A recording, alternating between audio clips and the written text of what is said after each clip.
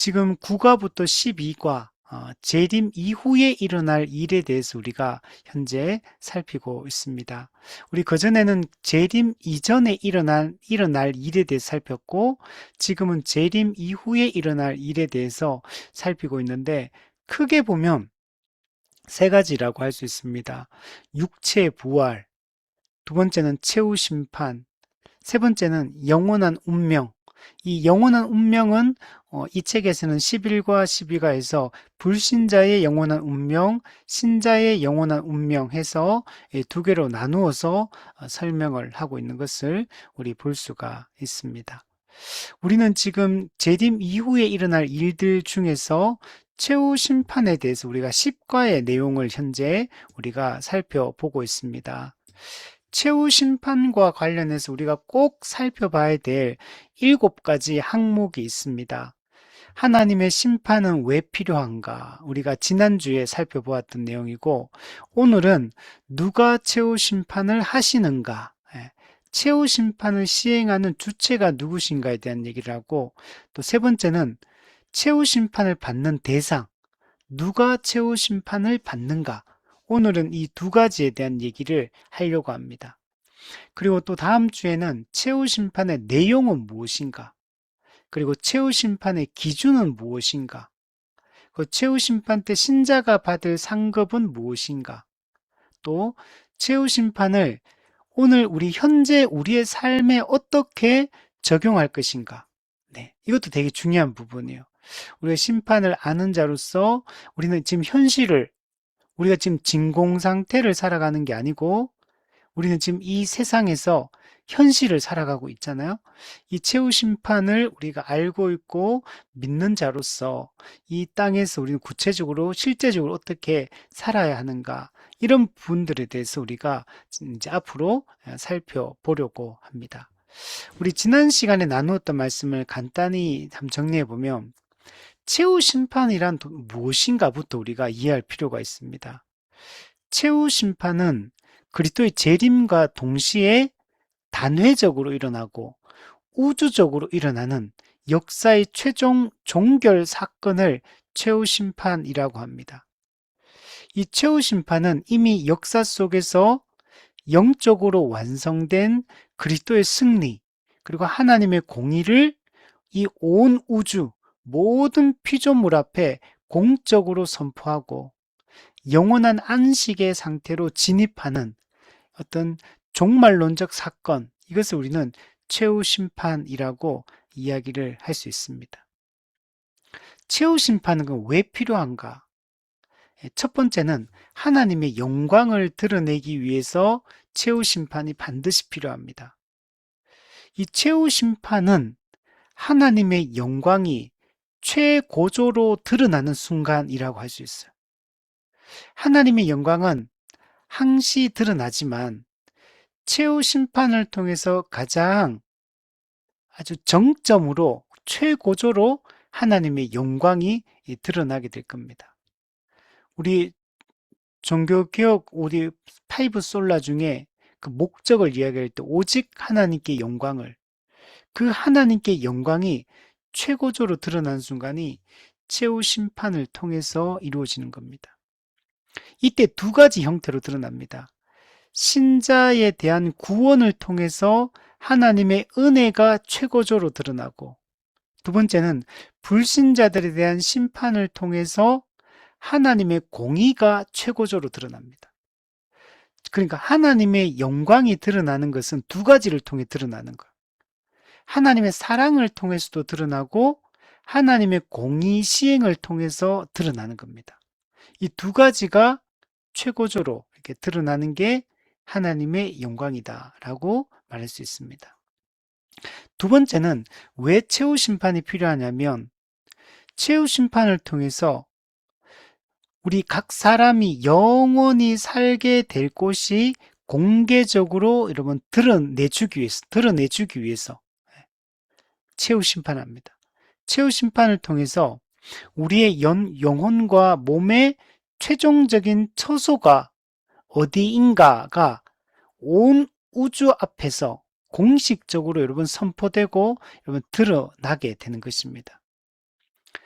이건 이중적이에요. 신자들은 새하늘과 새 땅에 살게 되고 불신자들은 꺼지지 않는 영원한 불못에 던져지게 될 것이다. 즉 최후 심판은 누가 천국에 들어갈지 누가 지옥에 들어갈지가 공개적으로 공표되는 날이 여러분 최후 심판이에요.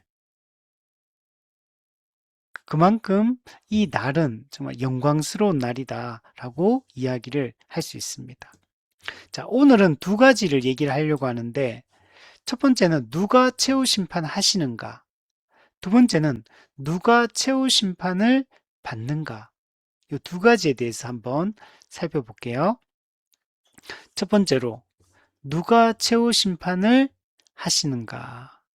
최후 심판을 시행하는 주체가 누구신가에 대한 이야기를 하려고 합니다. 성경은 하나님 아버지가 최후 심판을 시행하신다. 두 번째는 예수 그리스도가 최후 심판을 시행하신다. 이 두 가지로 이야기를 하고 있습니다. 첫 번째는 하나님이 최후 심판자다 이렇게 표현하고 있는 구절도 있고 두 번째는 예수님이 최후 심판자다라고 여러분 주장하는 이 성경 구절들도 있습니다. 첫 번째로 하나님이 심판자라고 하는 성경 구절을 몇 군데 찾아보면 시편 96편 13절에 보면 그가 임하시되 땅을 심판하러 임하실 것임이라. 그가 의로 세계를 심판하시며 그의 진실하심으로 백성을 심판하시리로다. 여기서 그는 누구냐면 성부 하나님을 이야기합니다. 두 번째, 마태복음 18장 35절을 보면 너희가 각각 마음으로부터 형제를 용서하지 아니하면 나의 하늘 아버지께서도 너희에게 이와 같이 하시리라.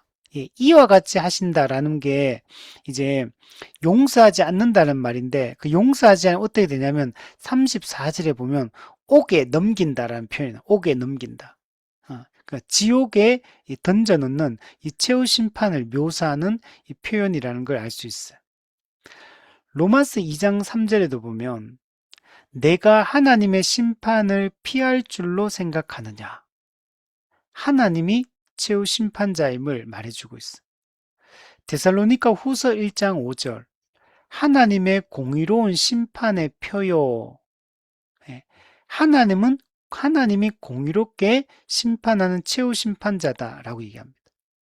야고보서 4장 12절 입법자와 재판관은 오직 한 분이시니 네, 법을 만드는 분도 하나님 그리고 그 법에 따라 재판하는 심판관도 오직 한 분 하나님이시다라고 말하면서 그 하나님은 능히 구원하기도 하시고 또한 멸하기도 하신다 이렇게 얘기합니다. 베드로전서 1장 17절 각 사람의 행위대로 판단하시는 이를 너희가 아버지라 부른즉 네, 우리가 섬기는 아버지 하나님은 각 사람의 행위대로 심판하는 분이십니다. 베드로전서 2장 23절 욕을 당하시되 맞대어 욕하지 아니하시고 고난을 당하시되 위협하지 아니하시고 오직 공의로 심판하시는 이에게 부탁하시며 네. 예수님은 욕을 받으시고 고난을 당하셨지만 직접 욕하거나 위협하지 않고 맞대응하지 않으시고 공의로 심판하는 하나님 아버지께 부탁했다. 이렇게 표현을 하고 있어요. 자, 이런 구절들은 전부 다 최후 심판의 시행자가 성부 하나님이다라는 걸 보여주고 있어요. 자, 그런데 성경에는 예수님이 최후 심판자라고 하는 성경 구절들도 나타납니다. 대표적으로 요한복음 5장 27절에 보면 인자됨으로 말미암아 심판하는 고난을 주셨느니라. 네, 성부 하나님이 심판하는 고난을 예수님께 인자이신 예수님께 주셨다, 위임하셨다 이렇게 표현을 하고 있는 겁니다. 원래 앞서 살펴봤던 것처럼 이 심판권 성부 하나님이 가지고 있는 걸로 신구약에 묘사되어 있었는데, 근데 요한복음에는 인자됨으로 말미암아 심판권을 예수님에게 하나님이 주셨다라고 표현하고 있어. 자, 두 번째, 고린도후서 5장 10절. 우리가 다 반드시 그리스도의 심판대 앞에 나타나게 되어 각각 선악간에 그 몸으로 행한 것을 따라 받으려 함이라. 예. 그리스도의 심판대 앞에 우리가 최종적으로 서게 될 것이다. 라고 표현을 하고 있어. 성경에는 하나님의 심판대라고 표현하기도 하는 곳도 있고 그리스도의 심판대라고 표현하는 구절도 있습니다. 자, 디모데 후서 4장 1절. 하나님 앞과 살아있는 자와 죽은 자를 심판하실 그리스도 예수 앞에서, 네. 살아있는 자와 죽은 자를 심판하시는 분이 누구냐? 그리스도 예수시다. 라고 이렇게 이야기를 하고 있는 겁니다. 자, 그러면 왜 성경은 하나님이 최후 심판자다라고 하시든지 아니면 예수님이 최후 심판자라고 하시든지 둘 중에 하나만 해야 될 것 같은데 왜 둘 다 이렇게 기록을 하고 있는가? 그럼 성경이 우리가 이런 거 잘 보면 사람들이 모순되는 거 아니냐? 여기는 하나님이라고 했다가 여기는 예수님이 최후 심판자라고 하니까 성경이 모순되는 거 아니냐? 이렇게 생각할 수 있는데 여러분 그렇지 않습니다. 자, 하나님이 최후 심판자다, 예수님이 최후 심판자다, 이렇게 할 때 왜 이렇게 말하냐면, 조금 전에 우리가 앞에 성경 구절을 봤던 것처럼, 원래 성부 하나님이 심판권을 가지고 있는데, 그 성부 하나님이 예수님께 심판권을 모두 맡기셨습니다. 위임하신 거예요. 맡기셨다. 그래서 하나님은 예수님을 통해서 심판을 시행하신다 라고 우리가 생각할 수가 있는 겁니다. 그래서 하나님이 예수님을 통해서 심판을 시행하신다고 해서 하나님이 심판하지 않는 게 아니라는 거예요. 하나님이 심판권을 가지고 심판하시는데 예수님에게 자신의 심판권을 맡기심, 즉 위임하셔서 예수님을 통하여 심판을 시행하신다. 이렇게 표현해. 그러면 이거는 어떻게 말할 수 있냐면 예수님이 심판하신다라고 표현할 수도 있고 하나님이 예수님을 통해 심판하시니까 하나님이 심판하신다. 이렇게도 말할 수 있는 거예요. 이거는 우리가 통치 개념에서도 똑같아요. 하나님이 영원한 왕으로서 온 세상을 통치하는 분입니다. 근데 예수님이 죽으시고 부활하시고 승천하셔서 하나님 보좌 우편에 앉으심으로 만왕의 왕, 만주의 주로 취임하시고 등극하십니다. 그래서 그때부터 우리가 예수님을 향하여 주라고 이렇게 표현을, 로드 주님이라고 이렇게 우리가 대문자로 주님이라고 이렇게 표현을 한다는 거예요. 그래서 예수님의 통치가 시작되었기 때문에 하나님의 통치가 시작되었다 이렇게 말하는 거예요. 즉 하나님의 통치는 예수님의 통치를 통해서 지금 시행되고 있는 겁니다. 그러면 하나님의 통치와 예수님의 통치가 다른 거냐? 라고 했을 때 다른 게 아니라는 거예요. 마찬가지로 하나님의 심판을 예수님에게 그 심판권을 위임해서 예수님을 통해서 심판하는 게 이게 다른 심판이 아니라는 걸 얘기를 하고 있는 겁니다. 그래서 하나님과 성부와 성자를 모두 다 최후 심판자로 부르는 이 성경의 내용이 모순되는 것이 아니다. 이거는 삼위일체 안에서 사역의 구분을 여러분 보여주는 거예요. 그래서 이 본문을 이해를 하려면 우리가 경륜적 삼위일체를 이해를 해야 되는 거예요. 이게 존재론적 삼위일체, 본체론적 삼위일체 개념만 가지고 있으면 이거 구분되는 각 위격이 그러면 모순된다 이렇게 생각할 수가 있거든요. 근데 이는 그게 아니라 삼위일체 안에서 사역의 구분을 보여주고 있는 장면이다. 그래서 이거는 경륜적 삼위일체 개념으로 이해를 하면 됩니다. 그러나 삼위 하나님의 여러분 사역은 궁극적으로 분리되는 게 아닌 거예요. 성부, 성자, 성령이 행하시는 이 사역이 분리된 사역이다. 기능적으로 경륜적 삼위일체에서 성부 하나님이 구원을 계획하시고 성자 예수님이 구원을 성취하시고 성령 하나님이 구원을 적용하는 이 사건이 기능적으로는 사역의 구분을 보여주고 있지만 그렇다고 해서 이게 분리된 각계의 사역이 아니에요. 삼위 하나님의 사역은 연결되어 있는 사역이다. 이렇게 우리가 생각을 해야 됩니다. 자, 그러므로 오늘 본문에 하나님의 심판이 곧 예수님의 심판인 것. 예수님의 심판이 곧 하나님의 심판이다. 성부의 심판과 성자의 심판은 두 개의 서로 다른 심판을 이야기하는 게 아니라 동일한 하나의 신적 심판을 이야기하는 거다. 성부가 성자를 통해서 심판권을 시행하시는 것이다. 이렇게 우리가 생각을 해야 됩니다. 자, 근데 예수님은 하나님께서 예수님께 자신에게 심판을 맡기셨다 이렇게 표현하거든요. 요한복음 5장 22절을 보면 아버지께서 아무도 심판하지 아니하시고 심판을 다 아들에게 맡기셨으니 네. 하나님이 예수님 자신에게 이 심판을 다 맡기셨다 이렇게 표현하는 거예요. 그 사도행전 17장 31절 말씀에도 보면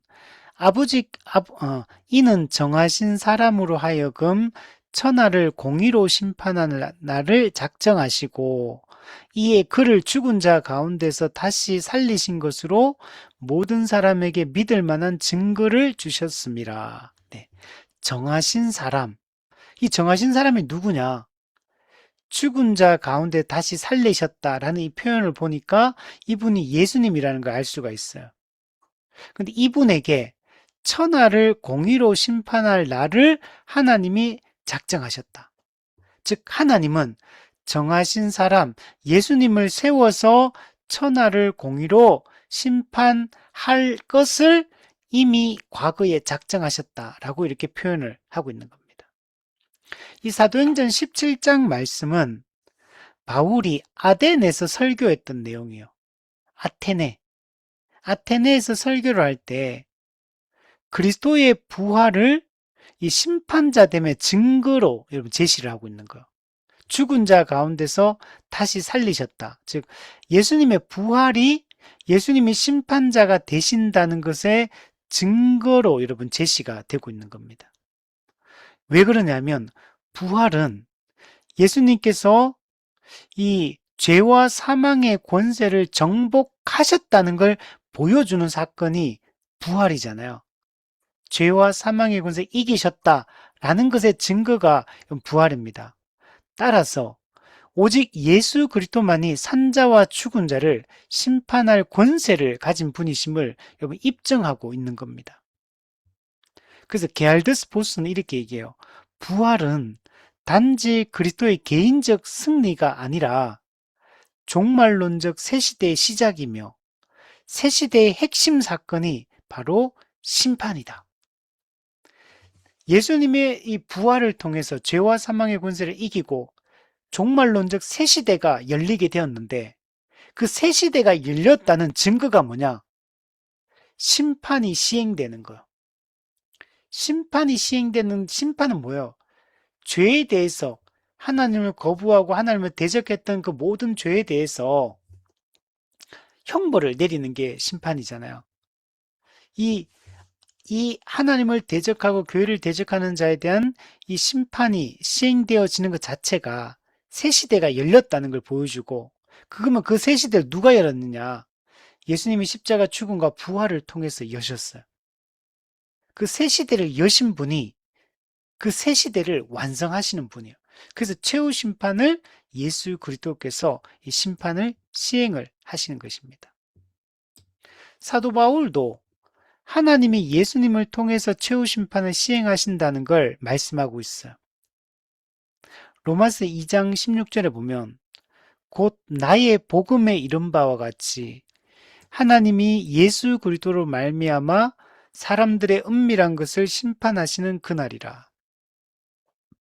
누가? 하나님이 예수님으로 말미암아 사람들의 은밀한 것을 심판하신다라고 말씀을 하고 있습니다. 자, 그러면 이 중요한 게 하나님께서 예수님께 이 심판권을 위임했거든요. 근데 이 심판권을 위임할 때 그 근거가 뭐냐?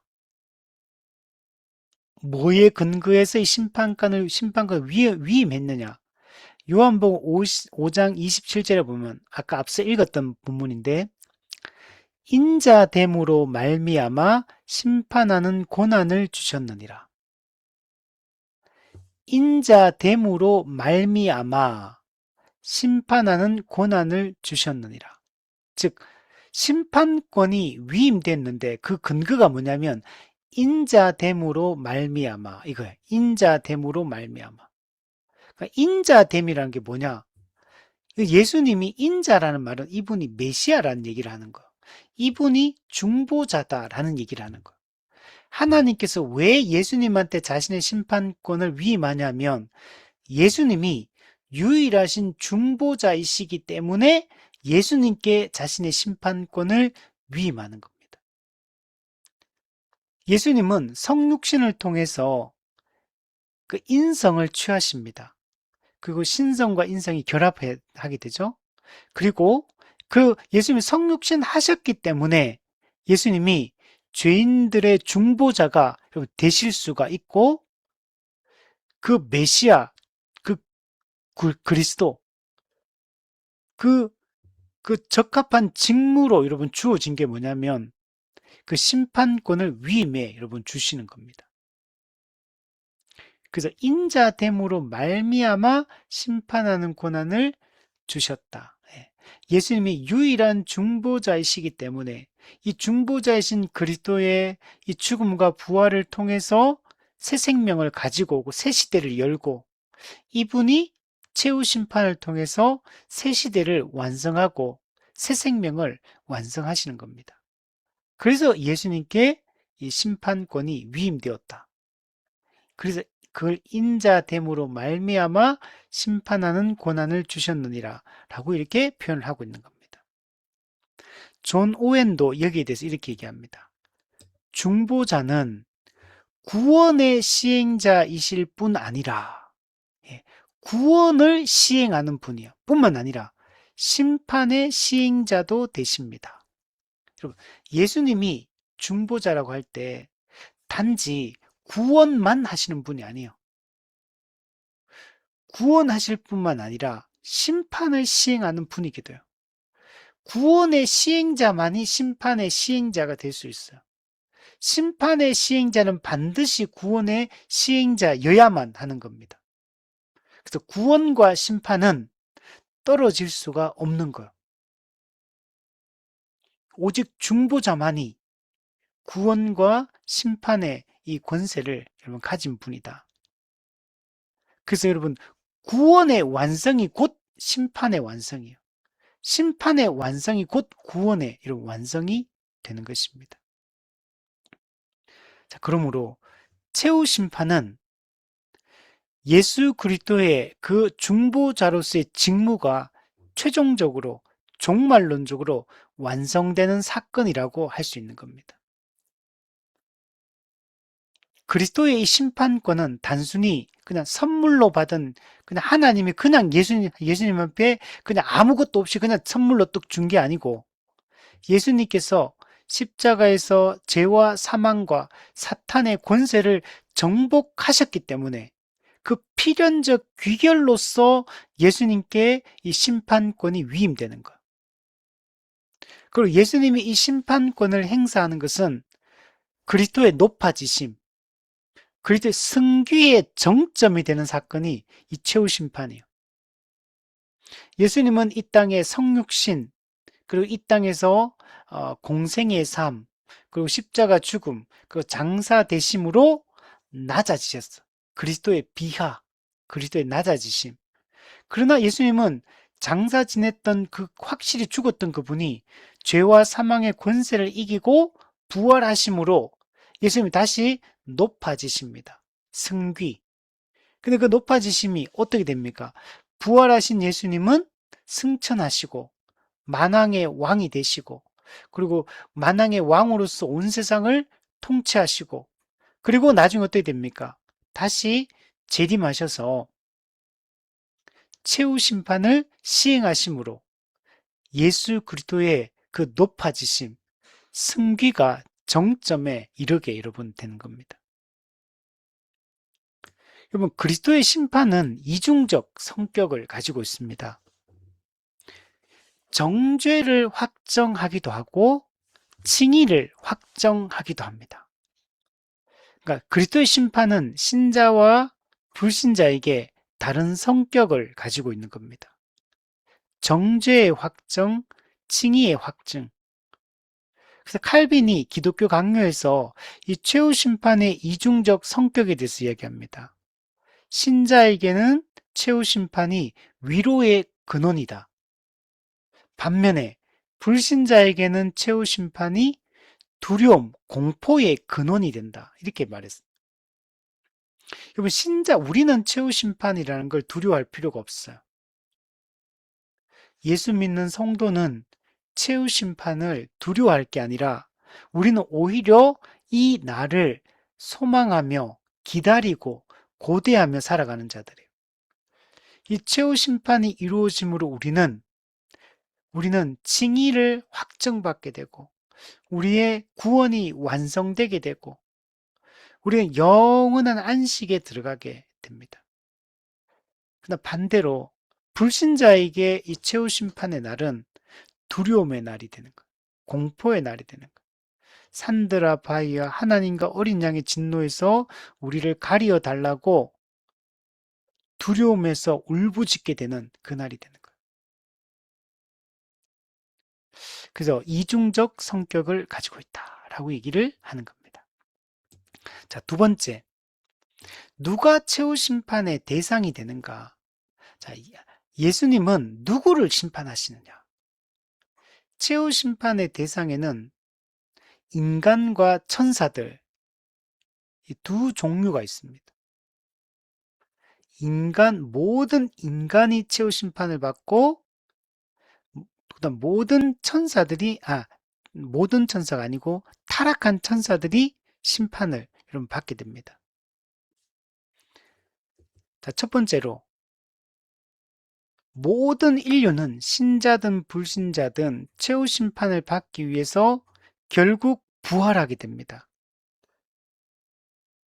그리고 하나님의 심판대 앞에, 그리스도의 심판대 앞에 서게 여러분 될 겁니다. 이미 죽은 사람들은 다 신자든 불 모두 다 부활하게 될 것이고 예수님이 재림하실 때 살아있는 신자와 불신자는 그냥 곧바로 이제 그리스도의 심판대 앞에 서게 될 겁니다. 요한계시록 20장 12절에 보면 또 내가 보니 죽은 자들이 큰 자나 작은 자나 그 보좌 앞에 서 있는데 책들이 펴 있고 또 다른 책이 펴졌으니 곧 생명책이라. 책들이 펴 있어요. 책들 복수로 돼 있는.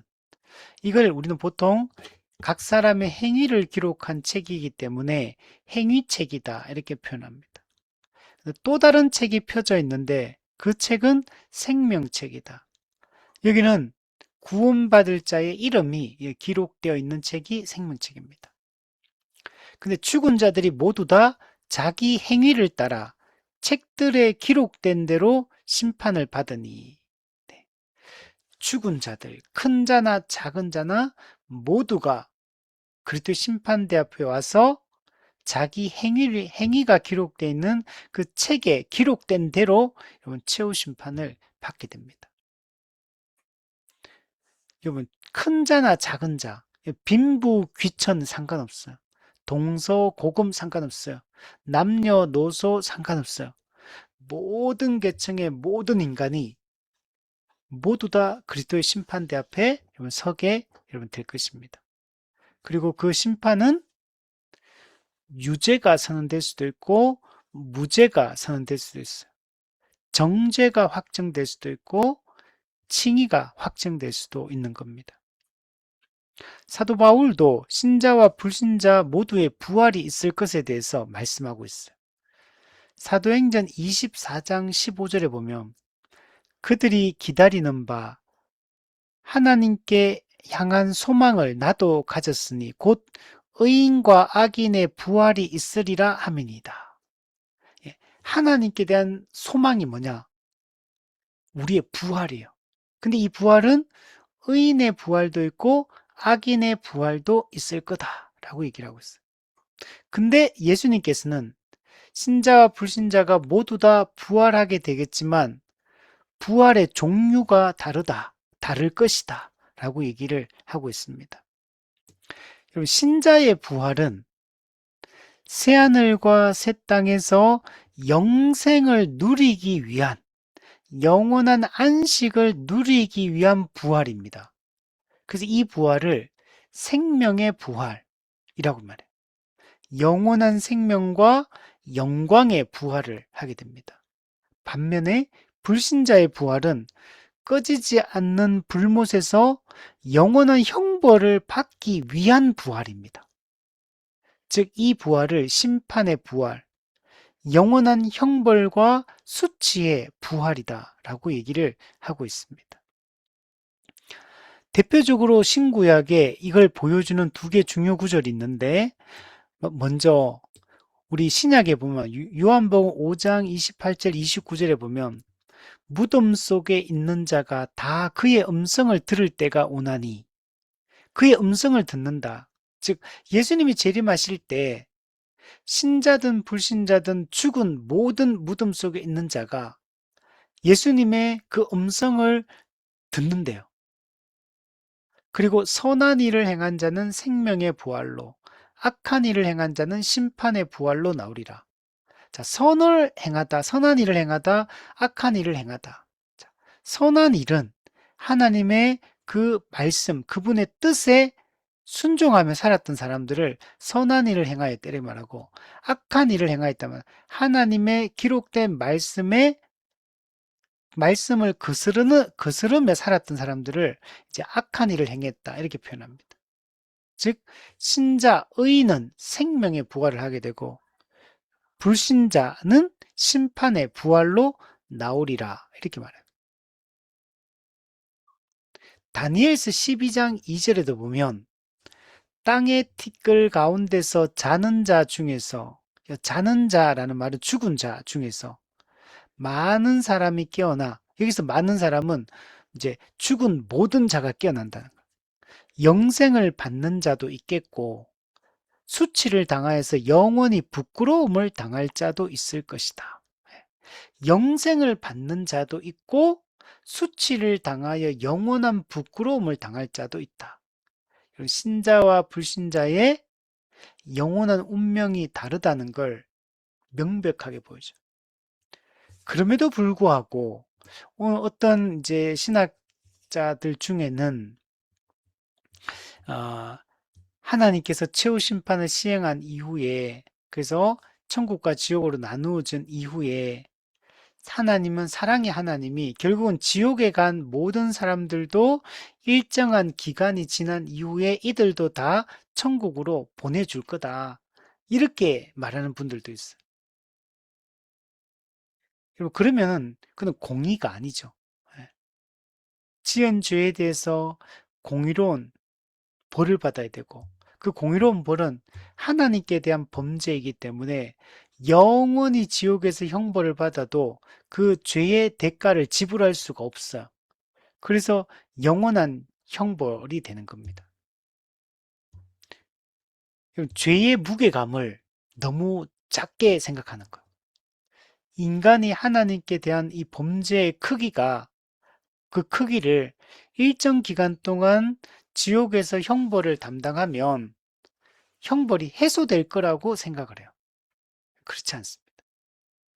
이번에 오늘 뉴스를 잠깐 보니까 그 내란 했던 그 주요 종사자들 이제 30년이 선고됐더라고요. 30년이 나왔더라고요. 그러니까 여러 사건이 있는데 그 중에 하나의 사건에 대해서 각 30년씩 두 사람에 대해서 나온 걸 제가 봤거든요. 그러니까 30년이란 말은 지은 그 내란을 한 것에 대한 그 죄가 30년이라고 딱 기한이 딱 정해져 있는 거죠. 그럼 어쨌든 30년이 그 죄에 대해서 30년이 지나면 형벌 받는 그 사람 나올 수 있어요. 근데 성경에서 말하는 이 불신자가 최후 심판을 받아서 영원한 지옥에 들어갈 때 이 지옥은 영원한 지옥이에요. 하나님을 향해서 그 하나님을 믿지 않고 하나님 말씀에 순종하지 않고 하나님을 대적하며 살아왔던 그 죄의 무게가 영원히 지옥에서 형벌을 받아도 그 대가 지불이 되지 않을 만큼 너무나 큰 죄라는 것. 갚을 수 없는 죄의 무게감을 가지고 있습니다. 우리 그걸 보여주는 게 1만 달란트 빚진 자비예요. 1만 달란트는 한 인간이 여러분 갚을 수 없는 돈이에요. 사실은 빚을 지는 것도 불가능해요. 1만 달란트는 무게에 따라 좀 다르긴 하지만 보통 16만 년, 그 일당이거든. 16만 년. 우리는 100년밖에 길게 살아도 100년밖에 못 살잖아요. 16만 년 이 값어치예요. 근데 우리는 사실 어, 그런 빚을 지기도 힘들고, 그 빚을 갚는 건 더 불가능하고. 왜냐면, 그죠? 우리 100년밖에 못 사는데 16만 년치를 몽땅 다 갚아야 되면 어떻게 갚아요, 우리가? 그죠? 그러면 15만 9,999 밖에 못 갚잖아요, 우리가. 이거 못 갚는 거예요, 이거는. 근데 우리는 우리의 죄의 무게가 얼마나 무거운지를 알아야 돼요. 예수 그리스도께서 담당하신 그, 그 형벌이 얼마나 무거운 건지, 예수님께서도 그 형벌을 담당을 그토록 두려워하시고, 할 수 있거든 이 잔을 내게서 옮겨 주시옵소서 라고 한 이유가 우리가 하나님께 범한 죄가 그 범죄의 대상이 창조주 하나님이시고 우리가 범한 죄의 목록이 창조주 하나님에 대한 반역죄이거든요. 그 죄의 무게가 얼마나 큰지를 우리가 알아야 되는 거죠. 신자의 부활은 그리스도의 부활에 동참하여 죄와 사망을 이긴 승리의 부활이고 그래서 신자는 하나님과 영원히 친밀한 교제를 나누며 왕노릇하게 될 겁니다. 반면에 불신자의 부활은 하나님의 공의로운 심판을 몸으로 직접 받기 위한 부활이고 하나님의 은혜로부터 영원히 격리되어서 여러분 고통과 괴로움을 받게 될 겁니다. 성경에서 지옥의 고통을 항상 괴로움, 고통, 사형 이런 단어들로 묘사하고 있고 항상 수식어로 붙는 게 세세토록 영원히 이런 표현들이 항상 붙어 있는 것들을 볼 수가 있습니다. 성경은 분명히 신자와 불신자를 막론하고 모든 사람을 심판하실 것이라고 분명히 말씀하고 있고 가장 그 심판 장면을 가장 적나라하게 보여주는 성경 구절이 마태복음 25장 31절에서 46절에 등장하는 이 말씀입니다. 우리 이 말씀은 복음의 기초에서도 우리 항상 다루었던 본문이죠. 31절에 보면 인자가 자기 영광으로 모든 천사와 함께 올 때에 자기 영광의 보좌에 앉으리니 네. 이 보좌는 왕좌잖아요. 왕이 앉는 자리. 근데 이 자리는 마지막 날에 이거는 심판의 자리가 되는 거예요. 재판장이 앉는 심판의 자리가 되는 겁니다. 그리고 모든 민족을 그 앞에 모으고 여기서 모든 민족은 예수님 재림할 천지 창조 때부터 예수님 재림할 때까지 살았던 모든 인간들, 이미 죽은 자들도 있고 예수님 재림 때 살아있는 자들까지 모든 사람들을 그 앞에 모으고 각각 그래서 양쪽으로 나눕니다. 그 비유를 들기를 목자가 양과 염소를 구분하는 것 같이 하여 네.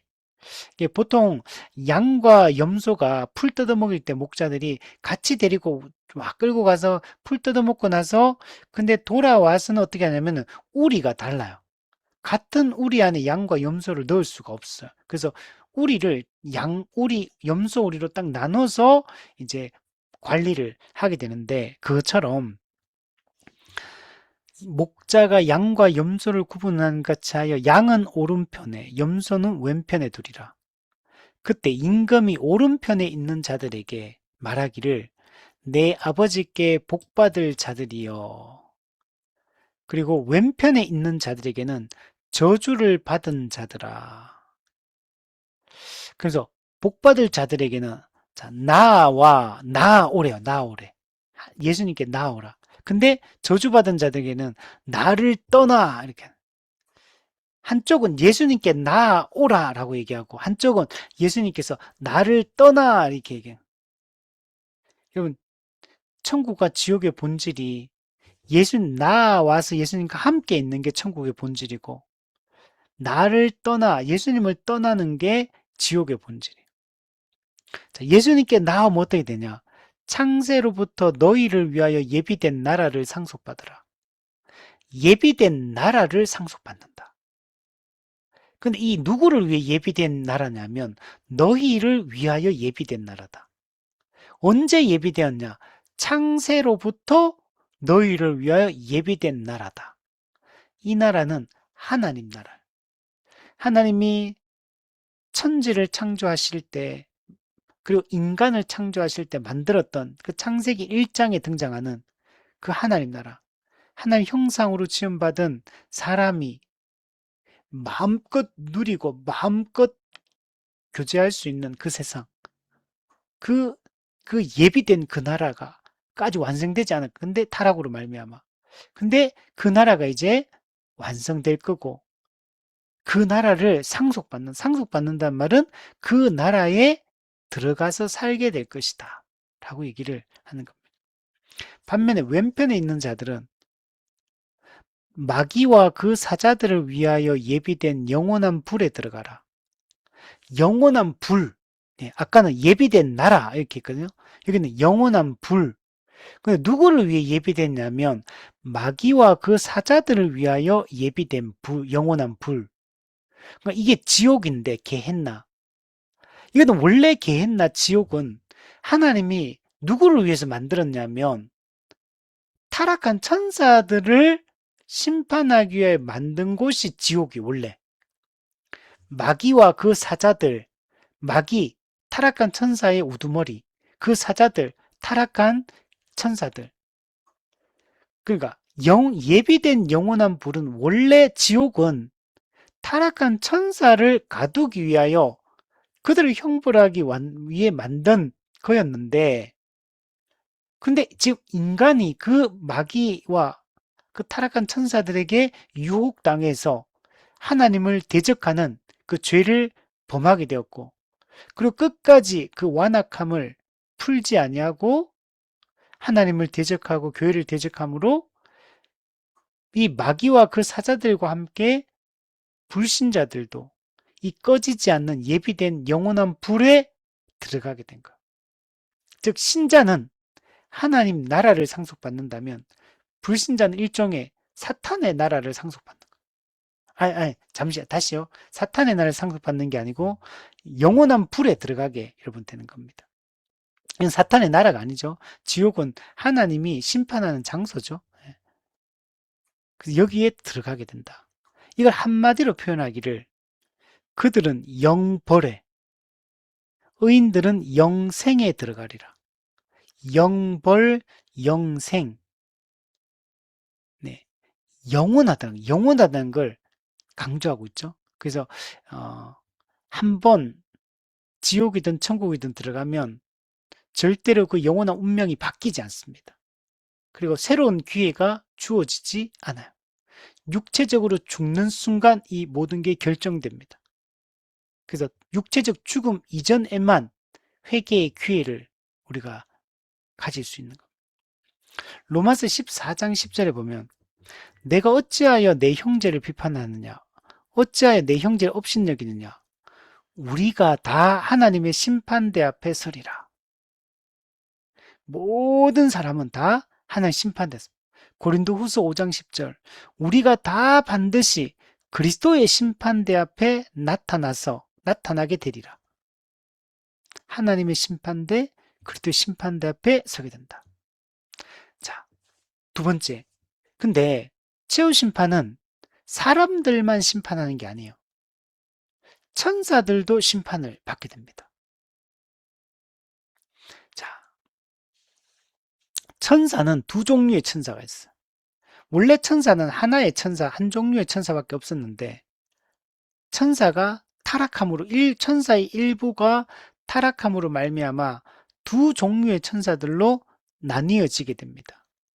성경에는 타락하지 않은 선한 천사들에 대해서 기록하고 있고 타락한 천사들 또는 베드로후서 2장 4절에 범죄한 천사들 아까 그게 누구냐? 아까 마태복음 25장 41절에 마귀와 그 사자들 타락한 천사들 그리고 그들의 우두머리가 마귀, 사탄, 옛뱀 있어. 그 두 종류의 천사들로 지금은 나뉘어져 여러분 있습니다. 근데 타락하지 않은 선한 천사들을 뭐라고 부르냐면 중요한 구절인데 디모데전서 5장 21절에 보면 이렇게 말해요. 택하심을 받은 천사들. 오, 인간만 택함 받는 줄 알았는데 천사들도 택하심을 받은 천사들. 우리 웨스트민스 신앙 고백서나 대요리 문답에 보면 하나님의 작정 속에 구원과 관련해서 이걸 예정이라고 하거든요. 인간을 향한 예정, 작정도 있지만 천사를 향한 예정, 작정이 있어요. 즉, 선택과 유기가 있잖아요. 인간에 대한 선택과 유기도 있지만 천사에 대한 선택과 유기도 여러분 그 대요리문답에 보면 기록이 되어 있습니다. 그 구절이 중요한 구절이 이 디모데전서 5장 21절 택하심을 받은 천사들이라고 표현을 하고 있는 거예요. 그래서 누가 최후 심판에서 심판을 받냐면 이 타락한 천사들이 최후 심판을 여러분 받는 겁니다. 인간 같은 경우는 신자든 불신자든 모두 다 심판을 받거든요. 근데 천사 같은 경우는 타락한 천사만 심판대에 서게 되는 거고, 선한 천사는 타락하지 않았기 때문에 심판대 앞에 여러분 서지 않습니다. 그리고 이 타락한 천사들의 최종 형벌은 앞서 얘기했던 마귀와 그 사자들을 위하여 예비된 영원한 불, 성경에 보면 그걸 영원한 불, 꺼지지 않는 불 또는 영원한 불못 이렇게 표현하고 있어요.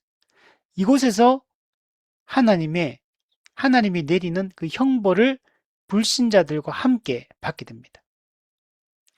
불신자의 영벌, 타락한 천사들의 영벌이 함께 여러분 같은 장소에서 시행이 되는 겁니다. 하나님께서 예비하신 꺼지지 않는 영원한 불못, 그게 지옥 게헨나입니다. 그래서 타락한 천사들과 불신자와 함께 영원한 형벌을 받게 됩니다. 그러니까 신자는 삼위 하나님과 선한 천사들과 신구약의 모든 성도들과 천국에서 영원히 살게 되는 거고 불신자와 타락한 천사들은 지옥에서 영원한 형벌을 여러분 받게 되는 것입니다. 여러분 여기서 영원이라는 거 한번 생각해 보세요. 우리 예수님을 믿는 게 얼마나 중요한지 한번 생각해 보세요. 여러분 영원한 운명이 바뀌는 거예요. 세세토록이라는 말을 가벼이 여기면 안 돼. 영원하다는 말을 영원히 지옥에 있다고 생각해 보세요. 영원히. 지옥에 단 하루도 가도 여러분 못 견디는데 우리 그 믿음의 선진들이 했던 말 중에 지옥을 5분만 갔다 와도 우리의 삶이 바뀔 거라고 했거든. 지옥을 5분만 경험해도 이 땅에서 지금처럼 안 살 거라는 거.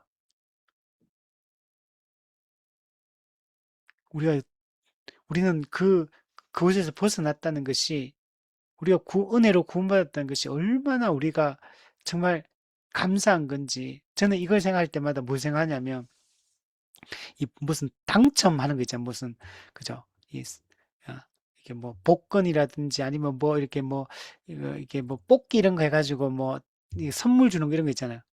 저는 그런 거 해가 진짜 옛날 딱 한 번 좋은 거 한 번 걸린 적이 있어요. 딱 한 번.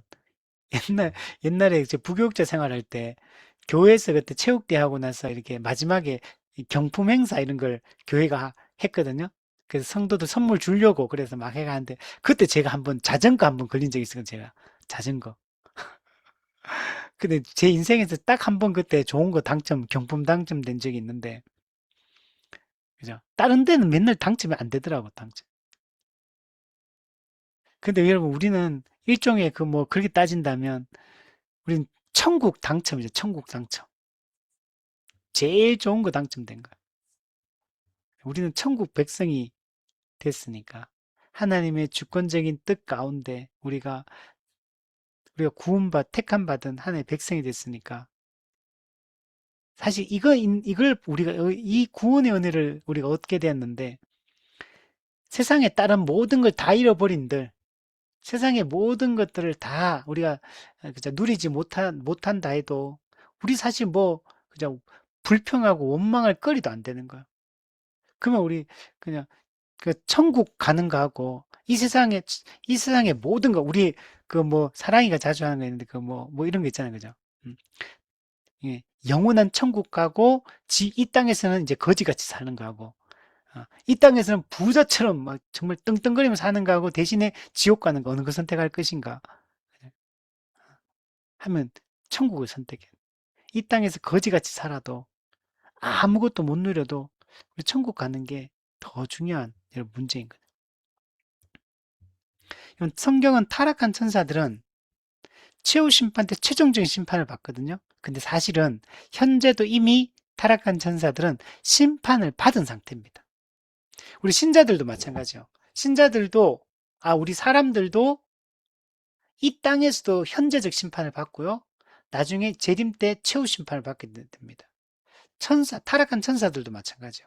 이 땅에서도 현재적 심판을 이미 받았고, 최후 심판 때 최종적인 천사에 대한 심판이 시행이 되는 겁니다.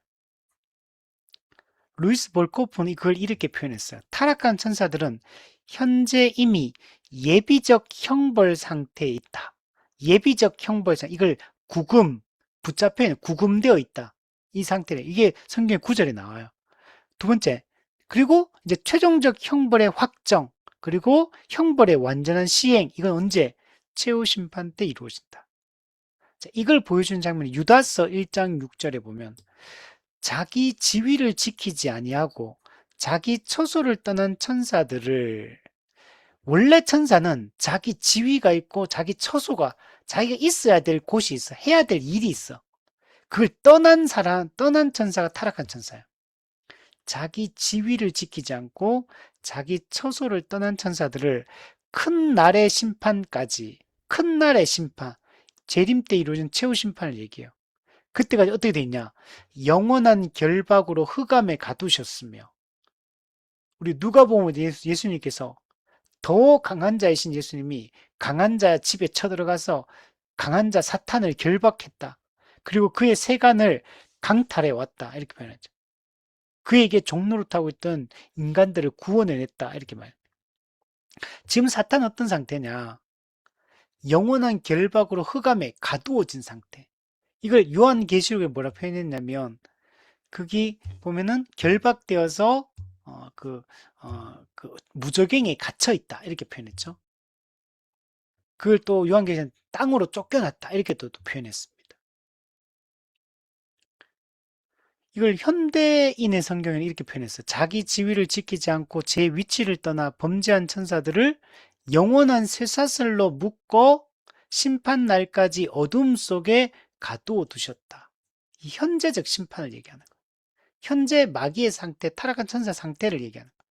베드로후서 2장 4절 하나님이 범죄한 천사들을 용서하지 아니하시고 범죄한 천사들 지옥에 던져 어두운 구덩이에 두어 심판 때까지 지키게 하셨다. 이것도 현재적 심판을 얘기합니다. 그 요한계시록 20장 10절 미래적 최후 심판에 대한 얘기예요. 그들을 미혹하는 마귀가 불과 유황못에 던져지니 거기는 그 짐승과 거짓 선지자 첫 번째 짐승, 두 번째 짐승, 적 그리스도와 거짓 선지자 있어 세세토록 밤낮 괴로움을 받으리라. 타락한 천사의 우두머리인 사탄이 최후 심판을 받고 그의 하수인 짐승과 거짓 선지자와 함께 영원한 불못에 던져져서 이제 형벌을 받게 될 것이다 라고 얘기를 하고 있는 겁니다.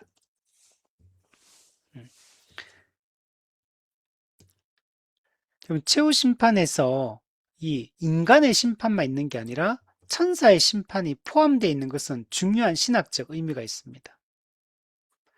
그럼 최후 심판은 단지 인류 역사의 종결의 의미만 가지고 있는 게 아니에요. 우주 전체에 대한 하나님의 통치권이 최종적으로 공개적으로 확립되는 사건이에요. 타락은 왜냐하면 타락은 인간만의 문제가 아니에요.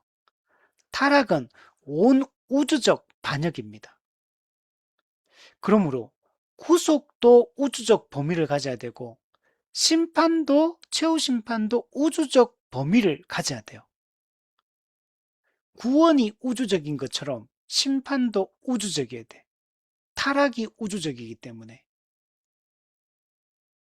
그래서 골로새서 1장 20절을 보면 하늘과 땅과 땅 아래 모든 것, 즉 만물이 하나님과 화목하게 되었다라고 얘기하거든요. 예수님의 십자가 사역으로 말미암아 만물이 하나님과 화목하게 되었는데 아직 완성적이잖아요. 언제? 최후 심판을 통해서 만물이 하나님과 완벽하게 화목하게 될 것이다. 그게 뭘 통해서? 최후 심판을 통해서 그게 최종적으로 이루어지게 여러분 되는 겁니다. 또한 최후 심판 때 아주 중요한 하나의 이야기를 바울은 덧붙이고 있는데 최후 심판 때 교회가 이 타락한 천사들에 대한 심판에 참여하게 될 것이다. 타락한 천사들을 누가 심판하냐면 예수님이 심판하거든요. 예수님이 타락한 천사들을 심판하는데 그 타락한 천사에 대한 심판에 교회가 신자가 동참한대요. 심판권에 동참한다 이렇게 표현합니다. 교회는 우리 앞서 지난 시간에 살펴봤던 것처럼 교회는 그리스도의 통치에 그리스도의 왕노릇에도 참여하거든요. 뿐만 아니고 그리스도의 심판에도 교회가 참여하게 여러분 되는 겁니다. 타락한 천사들을 심판할 때 교회도 그리스도와 함께 타락한 천사들을 심판할 것이다. 이렇게 이야기를 하고 있습니다. 고린도전서 6장에 뭐 이런 말씀이 있어요. 성도가 세상을 판단할 것을 너희가 알지 못하겠느냐? 알지 못하느냐? 세상도 너희에게 판단을 받겠거든 지극히 작은 일 판단하기를 감당하지 못하겠느냐? 이건 어떤 거냐면 고린도 6장에 음행의 문제가 발생했을 때 교회가 교회 안에 일어난 음행의 문제를 제대로 대처를 못하고 그 문제를 책망하고 그 문제를 바로잡는 걸 잘 못했어요. 그래, 그런 이런 것들을 세상 법정에 막 송사하고 막 이런 일들을 막 했던 겁니다. 그런데 그래서 바울이 책망하는 거예요. 성도가 세상을 판단하는 존재인데 이런 작은 일도 판단 못하느냐? 왜 그걸 세상 법정에 송사하느냐? 이렇게 책망을 하는 거. 교회는 여기서 세상을 판단할 때 이 판단은 심판의 의미예요. 세상을 심판한다는 말이에요. 교회는 세상을 심판하는 존재로 서 있는 거예요. 근데 세상만 심판하는 게 아니에요. 우리가 천사를 판단할 것을 너희가 알지 못하느냐. 이 타락한 천사를 심판하는 거예요. 교회가. 이거 쉬운 성경은 우리가 천사들을 심판한다는 사실을 알지 못하십니까? 교회는 그리스도와 함께 왕노릇도 하지만 그리스도와 함께 세상도 심판하고 천사도 타락한 천사들도 심판한다는 사실을 잊지 말아야 됩니다. 교회가 이 심판권에 동참한다는 얘기는 마태복음 19장 28절에서 예수님 말씀합니다. 세상이 새롭게 되어 예, 인자가 자기 영광의 보좌에 앉을 때, 즉 세상이 새롭게 되어 인자가 자기 영광의 보좌에 앉을 때는 재림 때를 얘기합니다. 이때 나를 따르는 너희도 열두 보좌에 앉아 이스라엘 열두 지파를 심판하리라. 그래서 이스라엘 열두 지파는 이 지파만 얘기한다기보다는 이 하나님을 거역하고 타락한 모든 세상 사람들을 상징한다고 이해를 해야 됩니다. 이들을 심판한다고 표현해요. 누가복음 22장 30절에도 보면 너희로 내 나라에 있어 내 상에서 먹고 마시며 네. 이거 하나님 나라가 완성될 때 모습을 보여주고 있죠. 또는 보좌에 앉아. 이 보좌는 아까 말했듯이 왕이 앉는 왕자인데 이건 심판의 자리라 그러잖아요. 이 보좌에 앉아 이스라엘 열두 지파를 다스리게 하려 하노라. 여기는 앞에는 심판한다 그녀는 다스리게 하려 하는 이렇게 있거든요. 근데 이 다스린다는 말이 심판한다는 의미예요. 다른 번역 성경들을 보면 쉬운 성 예를 들면 너희는 내 나라에서 먹고 마실 것이며 왕좌에 앉아 이스라엘 열두 지파를 심판할 것이다. 자, 이게 여기만 있는 게 아니에요. 요한계시록 20장 4절에도 보면 또 내가 보좌들을 보니 거기에 앉은 자들이 있어 심판하는 권세를 받았더라. 여기 보좌들은 뭐냐면 요한계시록 4장에 보면 하늘 왕궁에 대한 얘기를 합니다. 하늘 성전에 대한 얘기예요. 거기 보면 그 중간에 보좌가 있는 그게 하나님의 자리예요. 지극히 높으신 하나님 자리가 있고 그리고 그 보좌를 중심으로 24보좌 24개의 보좌가 있고 거기는 24장로가 거기에 앉아 있습니다. 그리고 네 생물이 그 주위에 또 있어요. 네 생물이. 그리고 중간에는 아련실, 그 유리바다, 아련하는 왕의 그 아련실이 있어요. 근데 거기서 하나님의 보좌를 중심으로 24보좌는 뭘 상징하냐? 신약의 12사도, 구약의 12지파, 플러스 12 더하기 12, 24. 24장로는 신구약의 하나님의 백성을 상징합니다. 즉, 하나님의 보좌를 중심으로 신구약의 모든 하나님의 백성들이 그 보좌에 앉아있다는 말은 왕권의 그 통치에 동참한다는 걸 기본 깔고 있는 얘기예요. 그래서 하나님이 온 세상을 천사들과 불신자들을 심판할 때 교회도 여기에 동참할 것이다. 교회도 이 심판권에 동참할 것이다. 라고 얘기를 하고 있는 겁니다. 교회가 세상을 판단하고 세상 천사를 판단하고 이거는 중보자이신 그리스도가 종말론적 완성 단계에서 신자에게 이걸 분여한다 이 표현은 분여 나누어 준다 분여되는 권세 그리스도가 분여하는 권세 교회에게 이 심판의 권세를 교회에게 분여해 주시는 거예요. 원래 심판권은 오직 본질적으로 따지면 예수님께 속한 거죠. 하나님이 위임해서 예수님이 행사하는 거예요. 근데 교회도 그리스도와 연합한 존재이기 때문에 그리스도의 통치에도 참여해서 왕노릇하고 그리스도의 심판에도 참여해서 함께 심판을 시행하게 되는 겁니다.